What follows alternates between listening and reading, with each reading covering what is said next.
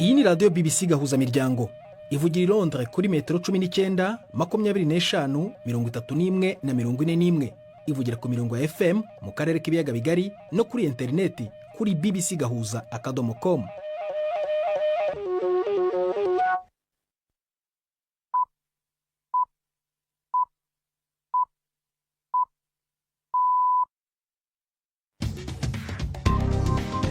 Ubu ni saa 10 n'igice ku isaha mpuzamahanga ya GMT, ni saa 12 n'igice ku masaha yo mu Rwanda no mu Burundi. Muri studio muri kumwe na Prudence Ngiyumva. Wiriwe uteze amatwi BBC gahuza miryango aho hose ku isi, kaze kuri radio kuri bbcgahuza.com, kuri Facebook live mu buryo bw'amashusho no ku mirongo migufi ya shortwave. Dore ingingo z'ingenzi amakuru turambura mu kanya kuri uyu wa gatanu tariki ya 9 z'ukwa gatanu. Mu Burundi uyu munsi niho hatangijwe ibikorwa byo kwiyamamaza ku mugaragaro mu matora ateganyijwe mu kwezi gutaha. Naho mu Rwanda munyamideli Turahirwa Moses agomba kuguma afunze kugeza urubanza rwe rutangiye mu mizi. Ese waba wizera ibivugwa mu mupira w'amaguru muri Afurika byo gukoresha amarozi cyangwa se ibyo bita inzaratsi? Nimba babikoresha muri Afrika, abakinnyi bamaze kugenda gukina za Barcelona, za Real Madrid, za Manchester United, kubera iki batabikora kugira bashike hari? Kuko abanyafrika biraboneka ko bavyizera kenshi. None nimba bavyizera nibatware Coupe du Monde. Turabe. Turavugana n'umukinnyi w'umurundi wahoze akoresha ubwo buryo ariko wabiretse. Dufite kandi n'ikiganiro cy'imikino mu buryo burambuye ndetse n'abaza muganga. Aya makuru ayobona Mark niyo nkuru.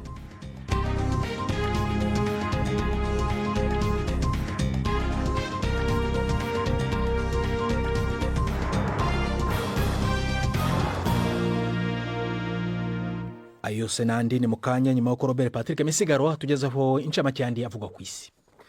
Papa Leon wa 14 yasomye imisa yiwe ya mbere kuva abaye umwungere wa Ecclesia Gatolika.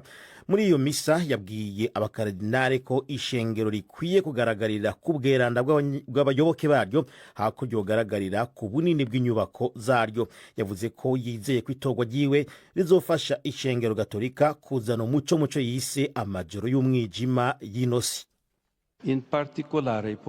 Mu nzira yihariye Imana yampamagaye ibicishije mu matora yanyu kugira ngo nsimbure igisonga cy'intumwa, kandi iranyizera ku buryo rero hamwe n'ubufasha bwayo nzaba umwizerwa mu kazi nshinzwe mu mwanya w'umubiri wose wa Kristo.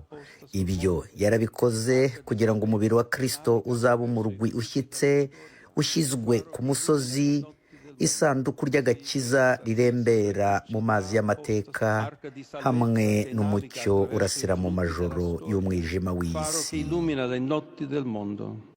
Papa Leon yavuze kandi ko hari ingero nyinshi aho ishengero rifatwa nk'uko atashirika imaze, aho usanga ububasha, ubutunzi hamwe n'ubuhinga bwa none ari byo bishigwa imbere, ngo kandi ahantu nk'aho ariho ubutumwa bwo gukorera Imana ngo usanga bukenewe cyane. Vatikani yagenye kwa Mungu itariki 18 z'uku kwezi nk'umunsi uzobera ko imisa yo kumwimika icese.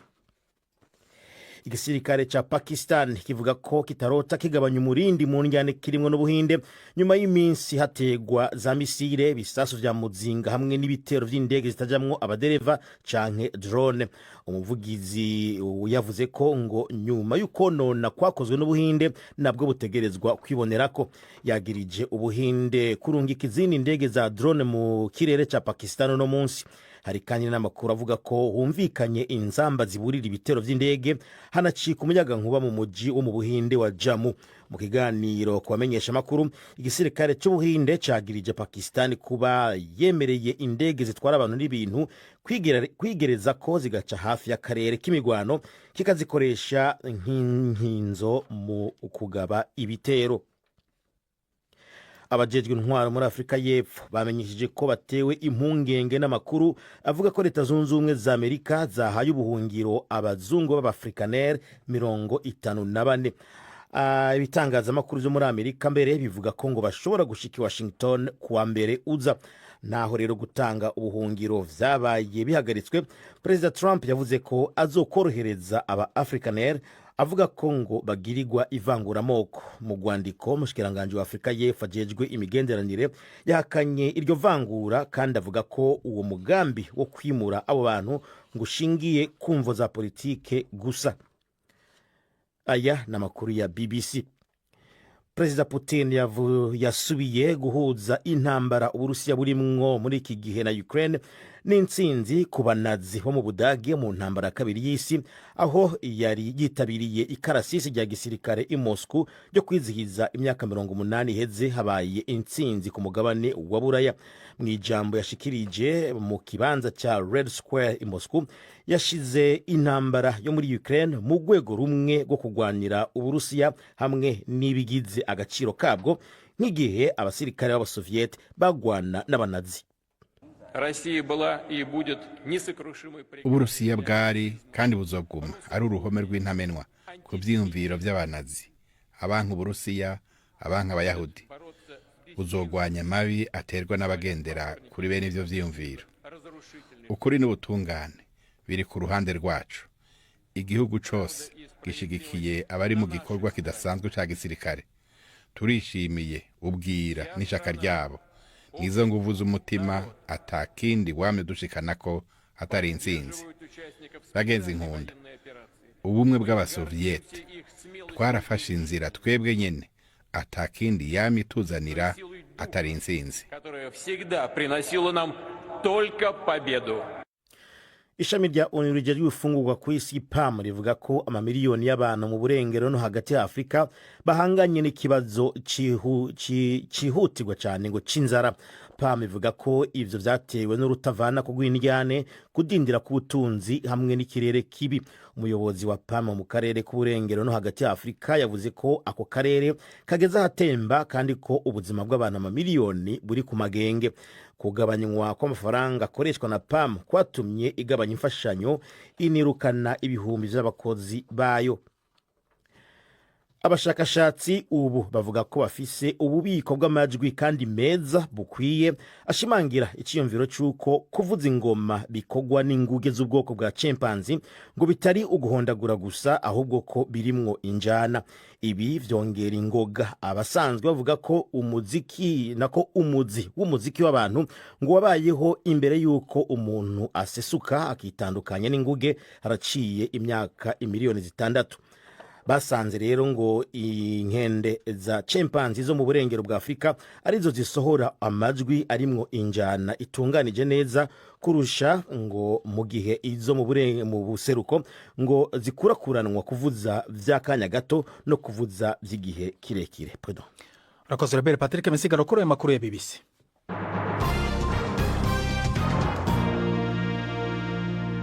Ikaze ku makuru arambuye duhera mu Burundi, aho kuri uyu wa gatanu hatangijwe ibikorwa byo kwiyamamaza ku bagiye kwitoreza mu myanya y'ubushingamateka ndetse n'ubujyanama bw'amakomine. Kitari kimenyerewe rero muri ibi bikorwa by'amatora nuko abakandida bakabakaba 10,000 bagize umwiyereko cyangwa defile imbere ya Perezida Evariste Ndayishimiye muri biro byabereye mu murwa mukuru wa politike Igitega. Abaserukira imigambwe itavuga rumwe n'uri ku butegetsi bamenyesheje ko burabuzwa na bamwe mu bajejwe intwaro mu burere bumwe na bumwe. Ibindi tubibaze Judas Ihundi Mpundu. Ni kuri ayo majambo rero dutangaje ko twuguruye icese ukwiyamamaza kw'abagiye guhiganwa mu matora mu gihugu cyacu cy'u Burundi muri uno mwaka wa 2020. Aha umukuru w'igihugu Evariste Ndayishimiye yarahejeje kumenyesha ko aza yamaze gushira umukono ku itegeko riho uburenganzira abiyamamariza ubushingamateka n'ubuhanuzi bw'amakomine gutangura imyiyamamazo.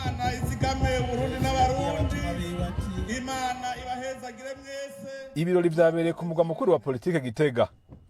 Ikitari kimenyerewe nuko abakandida baba 10,000 bagize defile imbere y'umukuru w'igihugu bambaye imyambaro iranga imigambwe yabo.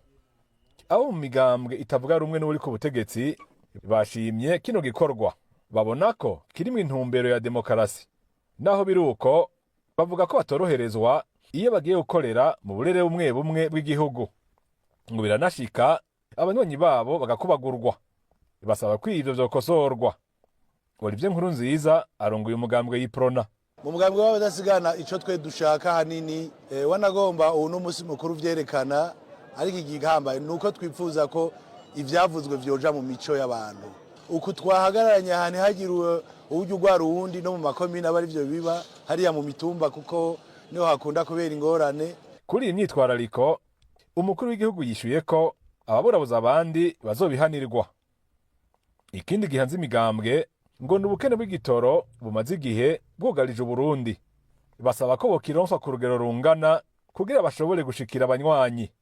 Nestor Girukwishaka arongoye umugambwe CNL. Muri iki gihe hari ubukene bw'igitoro.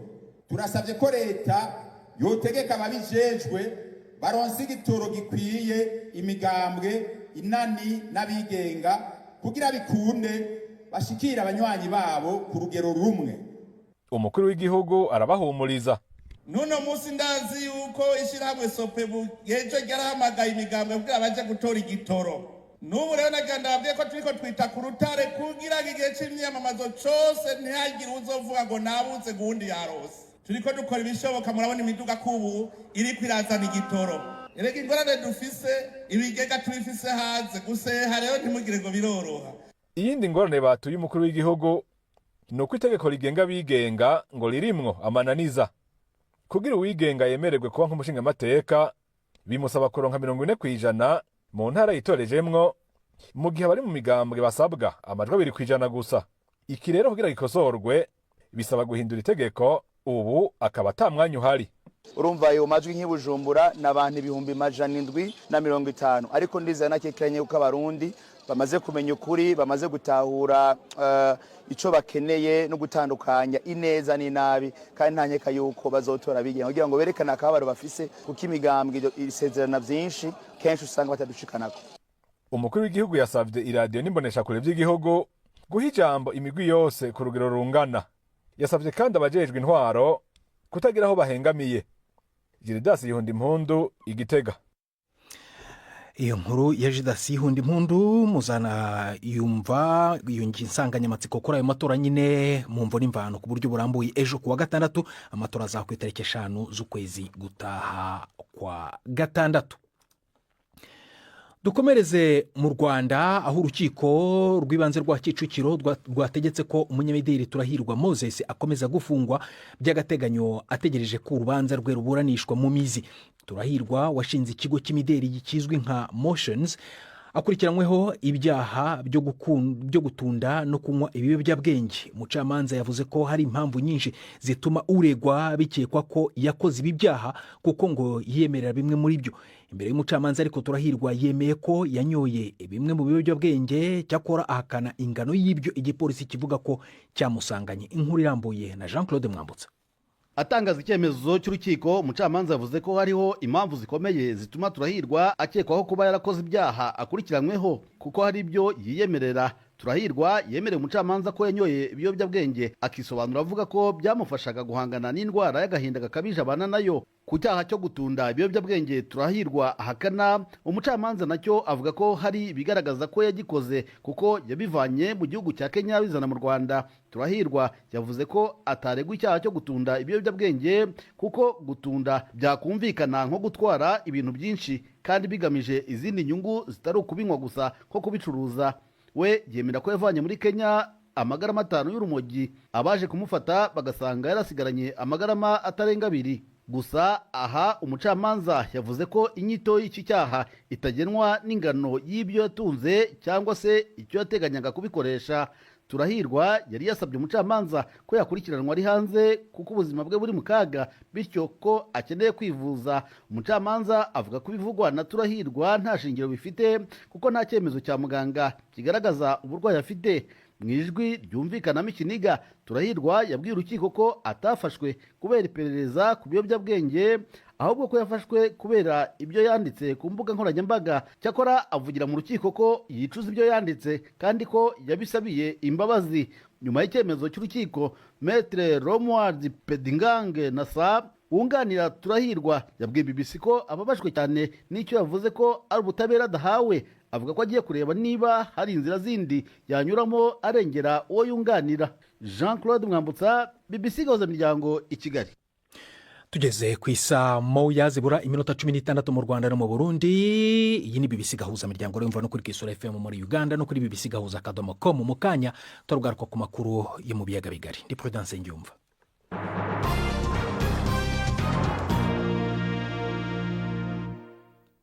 Tugaruke ku nkuru yitorwa ry'umupapa mushya nk'uko mumaze kubyumva mu ncamake y'amakuru mu kanya. Kuri uyu wa gatanu Papa Leo wa 14 nibwo yasomye misa ku nshuro ya mbere kuva yagirwa umushumba mukuru wa Kiliziya Gatolika mushya. Abakristo Gatolika bo mu Rwanda bishimiye kuba Kiliziya yabonye umuyobozi usimbura Papa Francisco witabye Imana muri diocese ya Kabgayi, aho twari twaganiriye ku munsi w'ejo wa kane. Bari bagaragaje isura y'uwo bifuza ko yatorwa. Itorwa rya Papa Leo wa 14 se ryaba ryasubije ibibazo byabo. Mugenzi wacu Jean Claude Mwambutsa inkuru irambuye.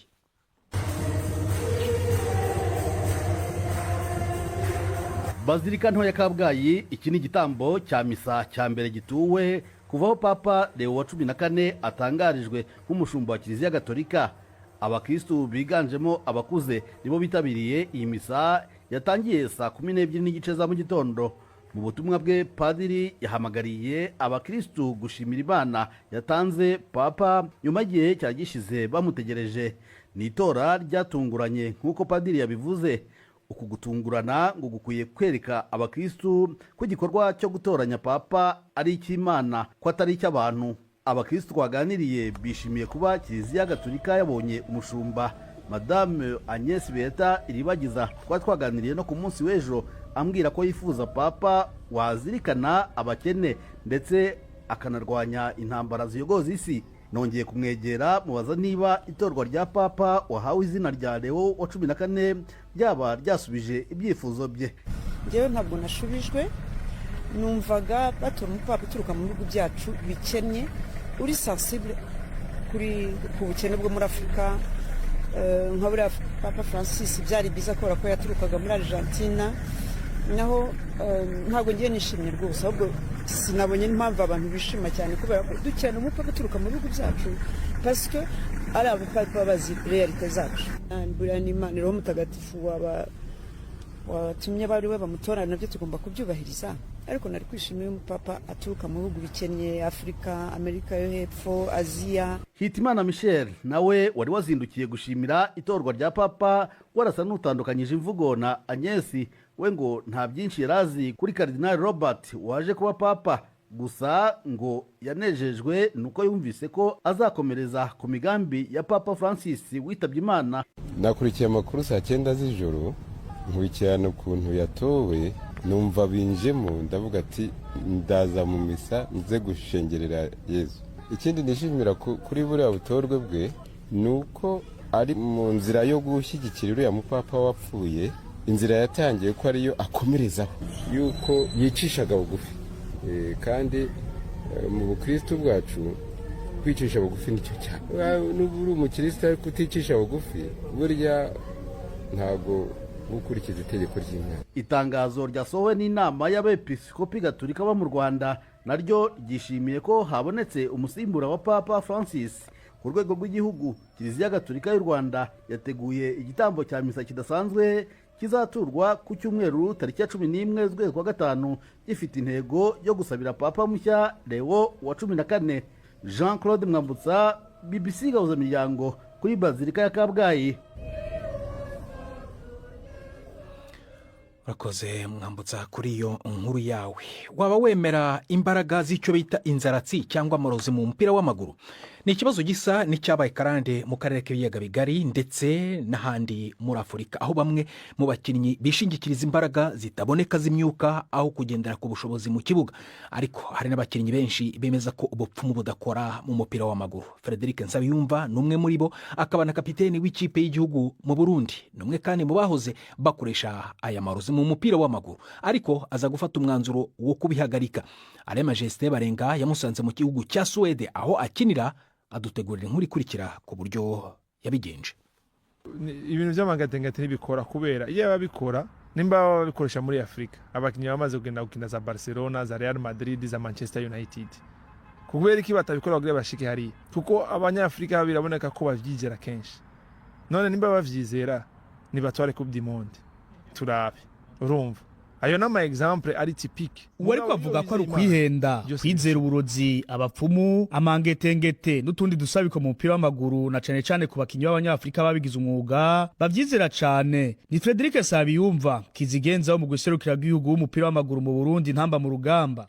Igihe twamusangiwe mu gisagara ca Västerås ni bumanuko bw'igihugu ca Swede umugabo w'imyaka 29 uno musi akina inyuma mu w'ico gisagara ca Västerås mu cicaro ca mbere yihaye gukangurira abandi bakinyi b'abanyafrika guheba gukoresha amagetengete uburozi n'indi mihamuro mu mupira w'amaguru. Uwe yahoze ari kigwanirwa mu migwi ya Atletico Olympique mu Burundi, Jomo Cosmos na Chipa United muri Afrika y'Epfo avuga ko yisanze ariko akoresha gasabiko n'ayandi magetengete agitangura umupira w'amaguru kweri kutamenya n'abagenzi we bivuye ku gakuku. Kenshi abakenzi twinana bavuga ati nishobora gukina umupira w'amaguru utagiye mu by'abafumu utagiye mu miti ari agateme bakunda gukoresha ati ngo kazi na dawa. So urumva ubishize mu mutwe n'acumengo nivyo cyandondera umuntu araza aramfasha sinzi ibintu yashize ko imiti ivyatsi bitandukanye arashirako cyambona afata rero umuntu wiwe awushira ku kuguru kwanje mbona aguma akwega ibintu akwega amabuye amababi y'inkoko akwega ibintu nyene bitandukanye urusato rw'inzoka mvuga none ibi byose biko biva mu kuguru ngo urabona ibi nivyo baguteye cyanda vyisangamo. Urumva rero umaze kwisanga muri environment ucusanga nawe bimaze kwinjira mubona ati kumbe nanje shobora gukina nabikoresha baba bari yajyanye kugira bigira amafaranga. Sayimba Frederic avuga ko yakwiye amahanga na bagenzi be baja kuraguza no kurondera gasabiko kugira bakomeye mu mupira w'amaguru ariko yasanze ari kinyoma. I Burundi kwanza nagiye mu ntara zitandukanye nyinshi mbere wanashima hama nja muri Kongo kwivuza biranka nja Dar es Salaam biranka Dar es Salaam ho nagiye kabiri biranka baca bandangira undi Kigoma bavuga Kigoma hoho ni komesha hoho ashari yanje bazogufasha naho nyene ndagenda biranka umva hose naragiye mugabo nabufasha naronse uburyo nakoresheje bwari bwinshi cyane kandi iyo nikebuka nasanga amatungo yose anje nari mfise yari guhera muri abo bantu kuko iyo ugiye umwanya wose bagusaba amahera kandi menshi. Sabiyumva Frederic asaba bagenzi we kubiheba kuko ari ubusumwa bwo kwiba abakinyi n'imiryango yabo y'abanyafrika. None n'abakinyi bangahe bakina ziburaya za Europe bazungu batera imbere none n'abanyafrika nibakina n'abanyafrika none n'abanyafrika basi niba baroge kugira niba bandanye ko babandanya bakina kandi bagatera imbere kuko ugiye mu bafumu uburi kuronona karire yawe. Iyo ivyo naciyemo nabicamo sinarakumfise ubuzima mfise no munsi sinarakumfise amahoro mfise no munsi. Frederic Sabiyumva no musi numuvuga butumwa muri mwe mashengero y'abaprotestante avuga ko ari kumenya Imana biciye muco yisaga kiza byatumye amenya ukuri. Uno musi akaba yatanguye isekeza ryo guhimiriza abagenzi b'abanyafrika bakini buraya no muri Afrika kuvavanwa gukoresha amagetengete aha bikora yifashije ibiganiro n'ibiteramo atunganya hirya no hino i Västerås mu majepfo y'igihugu ca Swede. Alain Majesté Barenga. Dukomereze mu mikino kandi na Yves Bucyana. Imikino kuri BBC yahuza miryango. Ndabashuje abakunzi b'imikino kuri BBC. Mu Rwanda ikipe ya Rayon Sport yaraye yishubije umwanya wa mbere nyuma y'amasaha make APR FC iwitije. Rayon Sport yatsinze Rutsiro ibitego 2-0 ku wa gatandatu. APR FC yari yanyagiye Marine ibitego 3-0 ijya ku mwanya wa mbere, ariko ubu Rayon Sport yawusubiyeho irusha APR FC inota rimwe. Ku mugabane w'Uburayi Manchester United izahura na Tottenham ku mukino wa nyuma w'igikombe cya Europa League. United yaraye isezereye Athletic Bilbao ipfunyikiye ibitego 4-1. Ni mu gihe ikipe ya Tottenham nayo yasezereye Bodo Glimt yo mu gihugu cya Norvege bitayigoye. Spurs yaraye itsinze 2-0 no mu mukino ubanza yari yatsinze 3-1. Ikipe ya Chelsea mu gikombe cya Europa Conference izahura na Real Betis yo muri Espagne ku mukino wa nyuma. Chelsea yarayisezereye Djurgården yo muri Swede ku bitego 5-1 mu mikino yombi, mu gihe Real Betis yo yasezereye Fiorentina yo mu Butaliyani ku giteranyo cy'ibitego 4-3 mu mikino uko ari 2.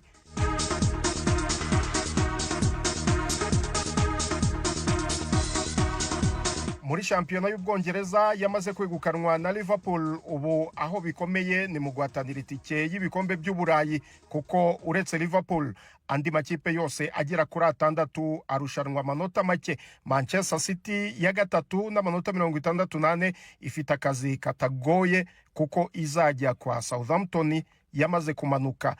Arsenal ku cyumweru izajya kwa Liverpool mu mukino wo gufasha Arsenal kurwana ku mwanya wa kabiri. Umukino uzaba ukomeye cyane ku cyumweru ni hagati ya Newcastle izakira Chelsea. Bombi bafite amanota 63, bararwanira umwanya wa kane. Aha ni naho nsoreje ay'imikino nabateguriye uyu munsi. Gendi Yves Bucyana. urakoze cyane Yves. Reka tugume i Kigali rero mu ijambo Yvette Kabatesi mu kiganiro Baza Muganga, tubasubirira amakuru ya gatanu.